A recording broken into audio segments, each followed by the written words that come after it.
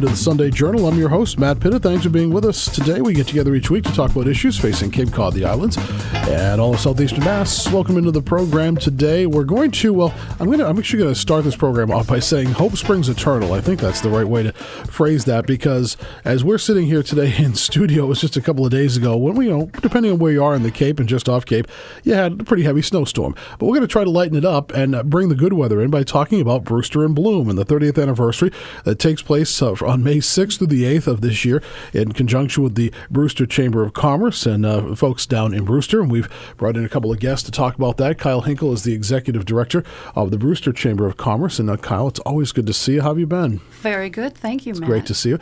And anybody in and around Brewster knows our other guest. He almost doesn't need an introduction. Charlie Sumner is the recently retired town administrator in Brewster. And Charlie, it's good to see you. Thanks for being here today. Oh, it's a pleasure to be here. Thank you. You had Matt. the record. Were you the longest serving administrator on the Cape at the time, right? I believe. I was at the time, Yeah. but I always give credit to Bob Lawson, who we all respect, because I was 30 years. Bob was the town administrator in Yarmouth for 33 years, highly respected. Absolutely. A lot of longevity. We're not seeing a lot of longevity town manager-wise on the Cape. That's a segment for another day in terms of what's going on in the Cape. Well, I was grateful.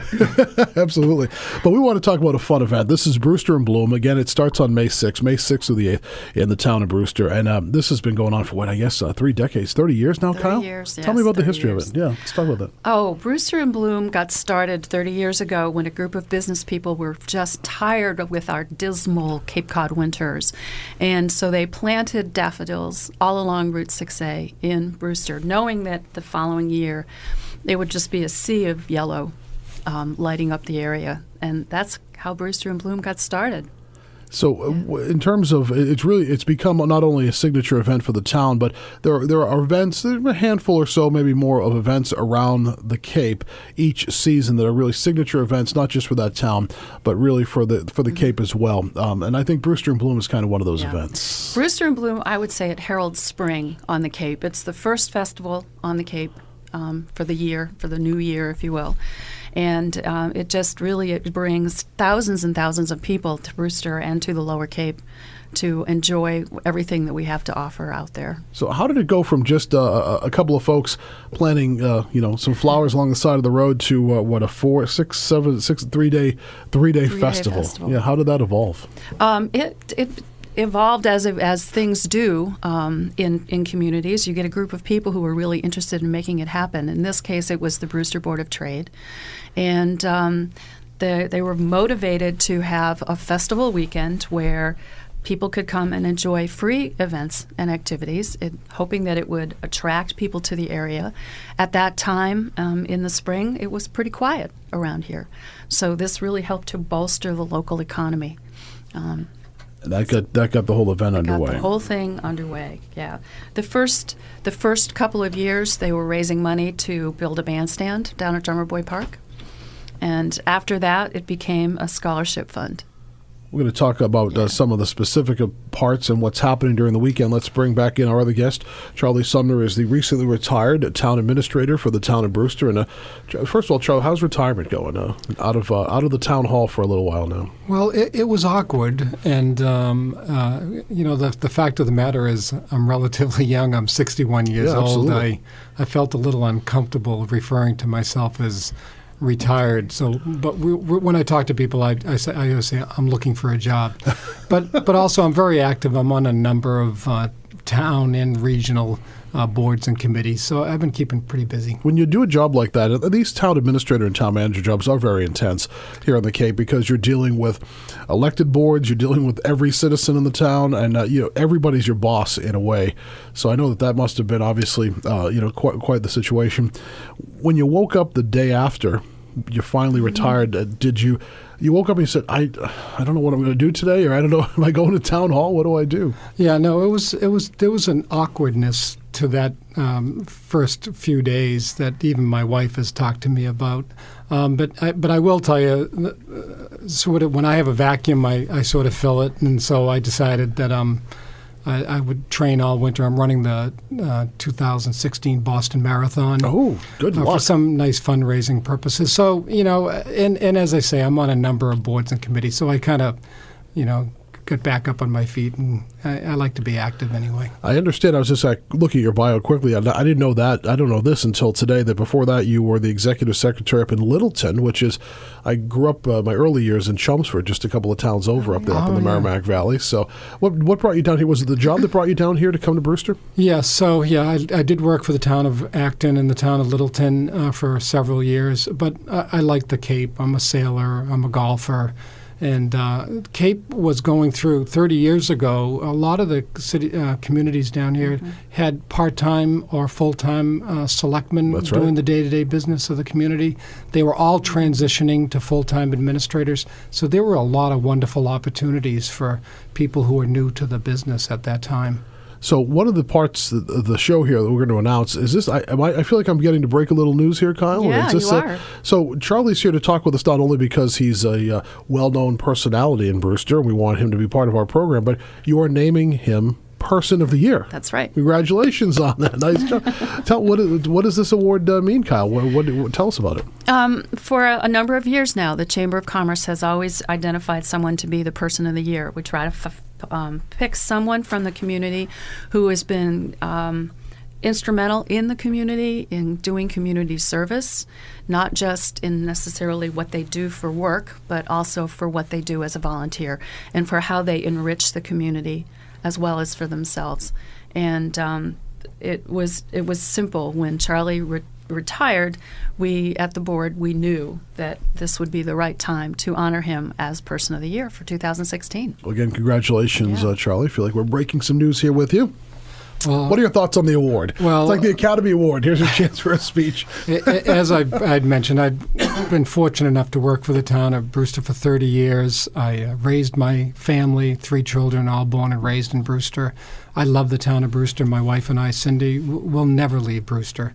And while I may have, ended my career as town moderator, I intend to stay involved in a number of other boards, committees, and organizations in Brewster and on Cape in general. So I'm really honored. I've worked with so many business members from the community over my career, and a lot of them are my friends and neighbors. So it's a really nice honor. I really appreciate it. I have to ask this question, Charlie, and again, that's we're not going to get too sidetracked from Brewster and Bloom, but I think it's appropriate. 29 years as the town administrator, the shelf life of town managers and administrators, I don't know if it's just on the Cape. Maybe you would know. Maybe it's a kind of region-wide, but the shelf life has gotten really, really small. What's going on out there? I mean, we're talking 2-3 years in some situations. What's going on? Yeah, it's unfortunate. Let's face it, when you're a town administrator, you're sort of in the hub of a wheel, and you're dealing with numerous problems and issues and complex community events. And I have found that, let's face it, with the social media, the communications that exist today, the pace is incredible. And when you're the town administrator, you're working on 20, 30 projects, issues, problems. And so you're multitasking. And when you run into a buzzsaw of a problem, that not to be disrespectful of someone who might disagree with you on a policy issue, they can be very focused and have a lot of energy and attention to that issue. And you're carrying a lot of, you're bouncing a lot of balls, trying to keep those balls in the air and projects moving. And it's hard. It's really hard. And I think the issues are more complex now. Yeah, the problem I see is a lack of civility, to be honest. I mean, we cover these meetings on a regular basis. I've been covering town meetings at all levels, not town meeting in the formal sense, but meetings in communities. And there's a certain amount of civility that has gone away from a lot of these when it comes to the way that some of the town officials are treated. And honestly, we see it now within the boards, too. There's some civility that gets lost in there. Yeah, well, I will tell you, too, one of the things that I am doing in May of 2016, I am running for a town moderator for the town of Brewster. Nice. And, obviously, part of that is I believe in town meeting form of government. I believe in a civil discourse, appropriate, respect for different opinions. And it's one of the reasons I'm running for moderator, because I think town meeting has great value, but how we manage these processes and treat each other is paramount. We're talking about the Brewster and Bloom celebration that begins on May 6th through the 8th. And Kyle Hinckle is my guest, the executive director of the Brewster Chamber of Commerce. And you just, again, were listening to Charlie Sumner, the recently retired town administrator from Brewster after serving, 30 years, right, Charlie, in the town of Brewster. And so, Kyle, you're calling this Brewster and Bloom is one great festival, three great days, first weekend in May. So let's now go through some of the events. Let's tell people what's going to be happening over these 3 days. What's happening? Well, there really is something for everyone. There is a closest to the pin contest up at Captain's Golf Course that is all 3 days. There's an arts and antiques excursion, which is a self-guided gallery tour through our fabulous galleries that we have all over Brewster. The 2-day juried fine arts and crafts show, that's probably one of the most popular shows on this part of the Cape. We have 92 vendors. They are all original artists, and their work is phenomenal. People really enjoy this show, so it's time to think Christmas already. Wait a minute. Whoa. We just had snow. Easy. Yeah. Slow your roll there, Kyle. Another really popular event takes place on Saturday with Kid Fest. And it's actually at Drummer Boy Park is part of it, and the other part of it is up at the Laurel School. And I'll tell you, these groups, they just throw out all the fun. It's like a carnival. And there's a touch-a-truck, and there's games, and there's food, and there's dancing, and just a lot of fun. And it's from 10 to 3 on Saturday. The Cape Cod 5 Bloom Run is also Saturday. That's very popular. It always attracts about 400 runners that come out for that. You going to run in that, Charlie? Oh, I run in that every All right, so good. Just wanted to make sure. Absolutely. If you're running the marathon in Boston, you're going to run this thing. I think I'll be okay. On Friday night, the Brewster Band has their spring concert. It kicks off their 2016 season, and it's very popular at the Brewster Baptist Church. And then on Sunday, of course, that's the town parade. And that's where Charlie will be riding at the front of the parade as our Do you have a nice car for him to ride in? Or we is he do. Nice. Yeah, it's a yellow T-top Corvette. Very nice. Yeah. Do you get to keep the Corvette, John? I don't think Sandra I don't would think allow that's you. going to happen. We're talking about Brewster and Bloom, which begins on May 6th in the town of Brewster with the Brewster Chamber of Commerce. And our guests today are Kyle Hinckle, the executive director of the Chamber, and Charlie Sumner, the recently retired town administrator in Brewster, who is the person of the year for this year's event. And again, congratulations on that, Charlie. Let's talk about Brewster. This is the charm of the town, and I'm your neighbor just to the south over there in Harwich, and so I get up into Brewster quite a bit. And sometimes I'm kind of a creature of habit, and if I have some business to do in Brewster, I always have to incorporate going into the general store just to get a coffee, just to walk in, see what they've got interesting going on.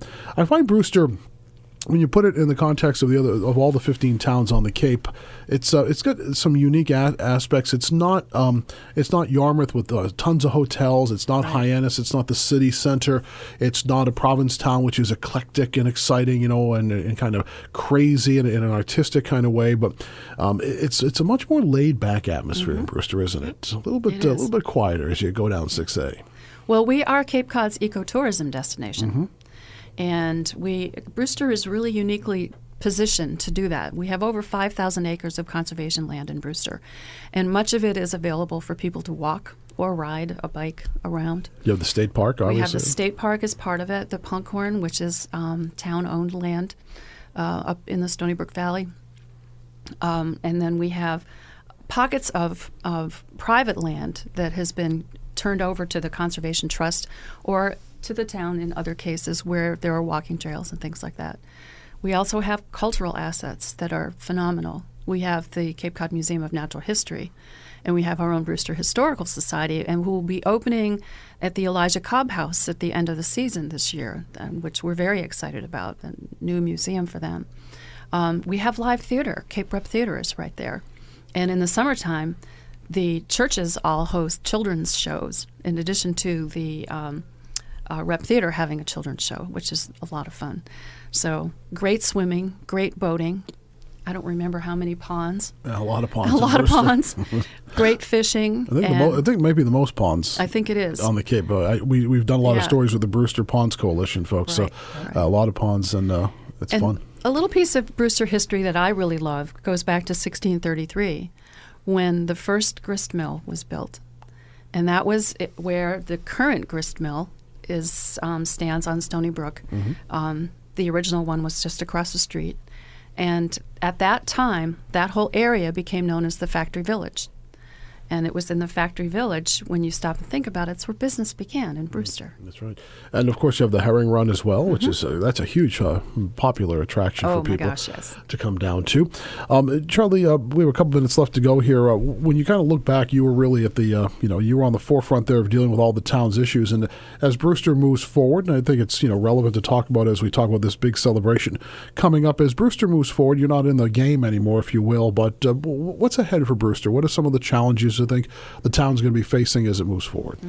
Well, I think the issues that we're still dealing with are related to water quality issues. Now, Brewster has, as Kyle mentioned, done a lot of things that have positioned us well in terms of the nitrogen issue. We have a lot of open space that served us well. The wastewater issue is relatively minor compared to many of the other communities. But our lakes and ponds, we talked about that. And phosphorus is a big issue in our lakes and ponds. And let's face it, the Brewster Herring Run is one of the most prolific herring runs on the eastern seaboard. It's an important resource. But we do have some issues with algae and phosphorus.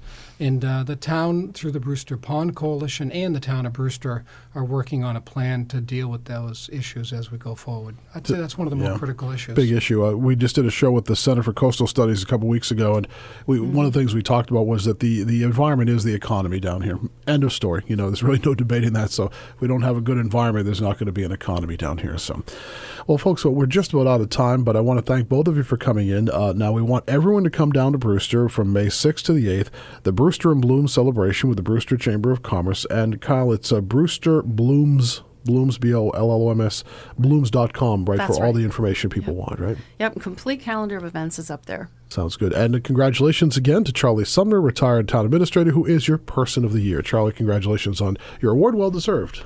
Thank you very much. And thanks for being here today. And Kyle Hinckle, the Executive Director of the Brewster Chamber, thanks for being here as well. We'll see you guys in a couple of weeks down in Brewster.